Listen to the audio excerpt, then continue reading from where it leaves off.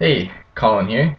Today is the 12th day of our Dungeoneering adventure, and today I'll be bringing you three floors. I'm going to condense them all down and speed up the last two. This one, the first floor that I'm going to bring you, is just a pretty good XP floor. We were going for time and not really going for time all in one. I don't know, it was hard to explain.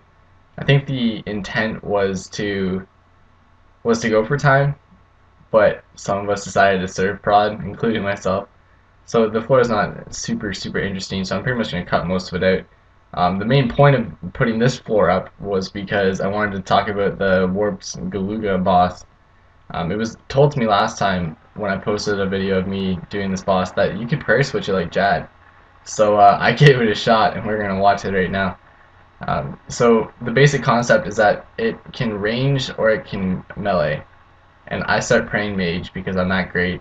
But you want to be praying melee or range, I'm pretty sure. I'm not sure if it has a magic attack style, but these green blobs, those are its range attack style, and then when it leans back, you're going to have to switch to melee, which I did there, and then I see the green balls coming in, and I don't switch back to range, and I die.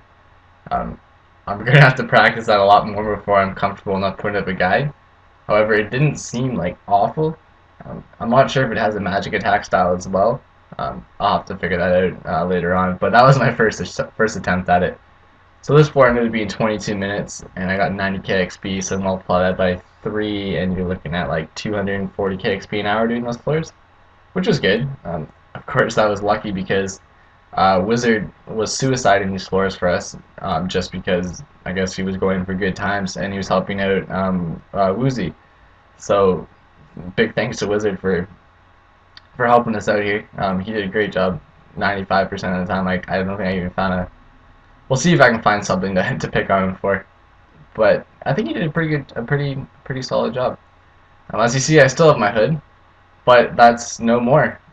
Yesterday, after this floor, time was getting pretty close between me having to leave. So I set up the video recorder to record the floor that we were doing, and then I told it to save while I went to eat dinner. And when I came back, I guess my computer decided to do updates, so it restarted itself and didn't save the clip. So me getting a blood necklace is not on tape, and Cheese will probably kill me for this. But good for Cheese because he found it for me actually. It took me 8. I found 8 moves and I didn't get one. And then Cheese found one randomly in this floor and was like, "Hey, Deadpool, I have a present for you." And I'm like, "No way!" And I traded him, and yeah, of course he would get the blood necklace. So this is just a really quick abandoned floor that I have sped up to like 2.2 times or something. Here I get lost, which is just not cool. I should have known better. But I'm used to keying. So when I key, I'm always the red triangle on the map. I don't know how much this happens to you guys. I'm sure it does. Like, this happens to me all the freaking time, where I'll be doing a floor and I'll be like, "Yep, I'm the red triangle," and then I'll be pretending I'm the red triangle, and then I'll find myself in a dead end and just wonder, wait, what did I do wrong? Of course, find the GD, gate the GD, teleport to the GGS, and see what's going on. He asked me to move the GGS. I just chill for a second. I don't know, I think the call was a little early. So I just wait just to make sure, and I tell him the GTGD. And this is a pretty standard procedure, like I've been saying this over and over. But this is what you guys like need to learn: is you run your path until you run into a GD, at which point you gate the GD, and then you continue to run your path if there's another option. So like, let's say, as you see, we found the yellow diamond key. If the yellow diamond door was in that room, I would have ran yellow diamond. Oh, and there's yellow diamond. But I would have continued to run that path, and then GGS helped out until that path ended that we were already on, and then I'd move the GGS to the guardian door, so that everyone's always doing something at some point. Before the keying update, that was the job of the keyer specifically. Like, nobody could really run paths because the keyer would have all the keys. But ever since this update, it's changed for sure. It's a lot easier to run your own paths, and it's a lot easier for times to get quicker, of course. Here's the ferret room. The best way to do the ferret room, obviously, is for everyone to just stand in a corner, which eventually will pin it between 2 people. And here I turn around and just see what else is going on, because there's 4 people running one path, and I just never find that necessary. And I see 3 doors near HG, so I'm going to go check it out, even though I know they're all gated, and I'm pretty sure everyone knows what's going on. I just want to check because it's like there's 4 people on one path, it can't be too bad, right? But as for this floor, it wasn't bad, I guess. Like, I die a lot, and I think at this point we decided to do heroes, and heroes is basically you term and you soul split and you go for it. Like, you 5-man suicide the floor pretty much, which was fun. This was our first attempt at it, and of course we get a troll boss and 2 monoliths, which slowed us down a fair amount. Um, and the monolith, I forget if someone confirmed it or not, but it's not really based on your magic level. Like, it doesn't really matter. Just if it gets too crazy, the only thing I want to say is, like, if it gets to a point where there's like just too many of the shades up at one time, like the monolith is just not going anywhere, just let it die. I ran into that problem twice over the past couple days where we'd be trying to fight it off and it would just constantly spawn, and then more people came so we could do more, but it was still just constantly spawn. And it's best to just decide when to let it die, and letting it die is not necessarily a bad option. It can save you a good amount of time.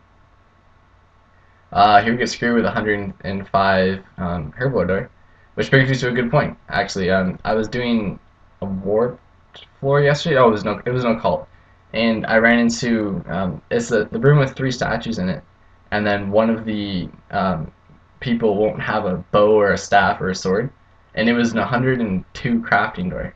But previously in the dungeon, we had similar, like the same door, and it was only like 89 crafting or something, or 90 crafting. Like, somebody could do it because there was at least one maxed player in this floor. So I went back to that door, grabbed a block, and then teleported in. Yeah, right here, as you can see how you can mine the blocks. I found a block from one of the rooms that was not 103 crafting or whatever, and it turns out if you use that block to make the bow or whatever is needed, it works.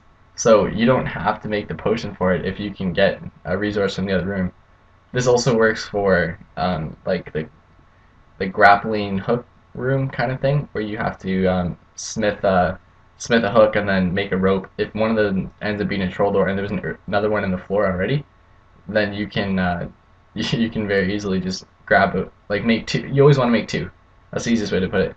When you're doing like with a grappling hook and a rope, you always want to make 2, because if you run into that door again, you already have one made, and it saves a good amount of time.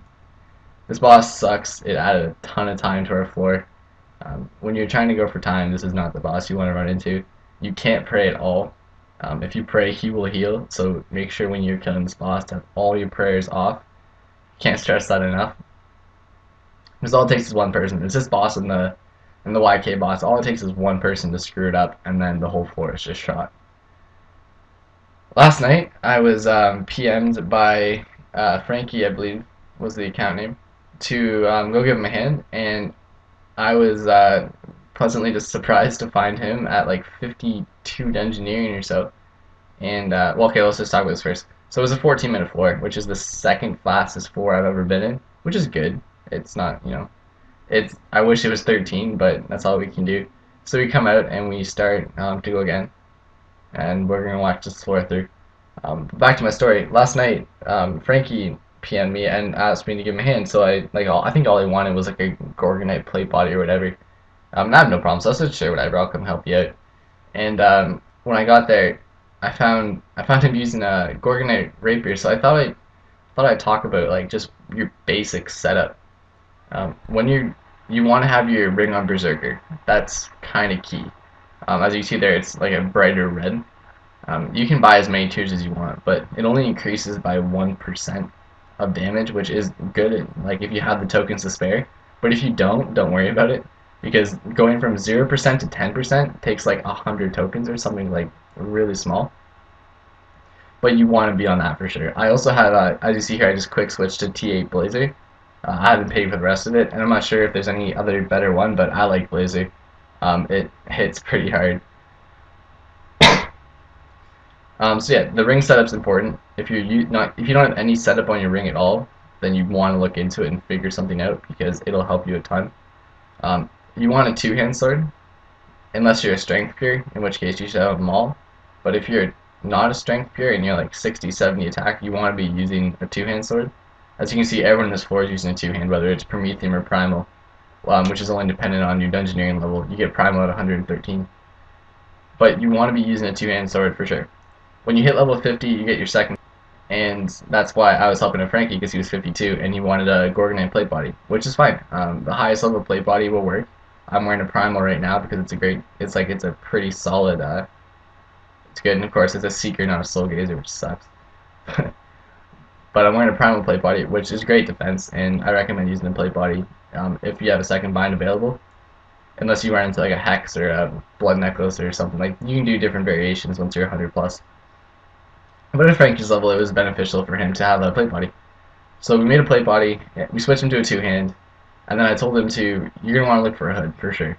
I know I've been saying the last like 3 or 4 days that I'm trying to get rid of my hood. Well, I successfully did, and I got a blood necklace.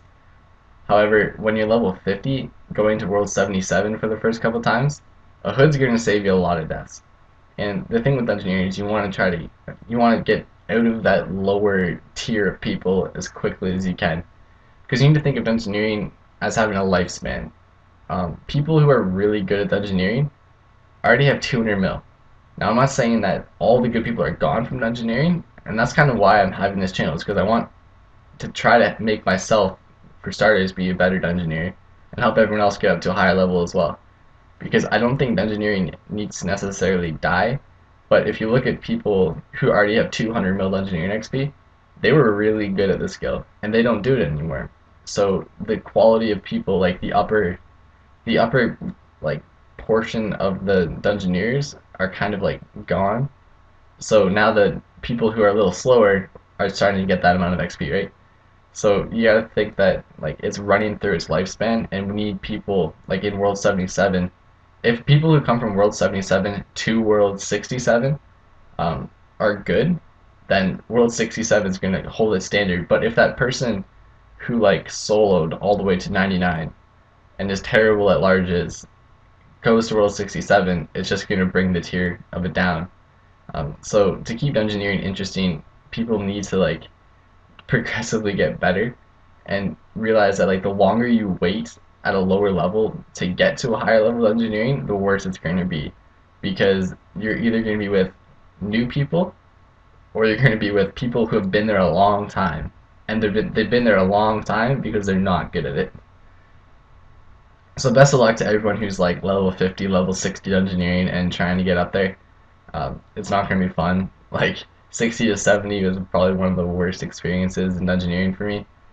It took forever, and I just didn't really enjoy it. I remember it was last summer when I did that, and it took me about 2 weeks of playing a lot, like probably 5 hours of Dungeoneering a day, I'd say, which is like, ooh, that takes so long. Like I said, from about 60 to 80, I think I did in 2 weeks, and it really does take that long for you to learn the skill and for you to find good teams and start learning how to get XP. And the hood for sure is useful for you from like 50 to 100, I'd say. But then once you hit level 100 and you get to World 67, actually 105 technically, I'm still not 105 in World 67. But once you get up to like the upper class, like once you get your third bind for sure, you want to be getting rid of your hood. I finally found my blood necklace, so I'm using that now. I haven't really gotten a lot of practice with it, but I am noticing that it does act as a lot of food. It's going to reduce my need to loot a lot more.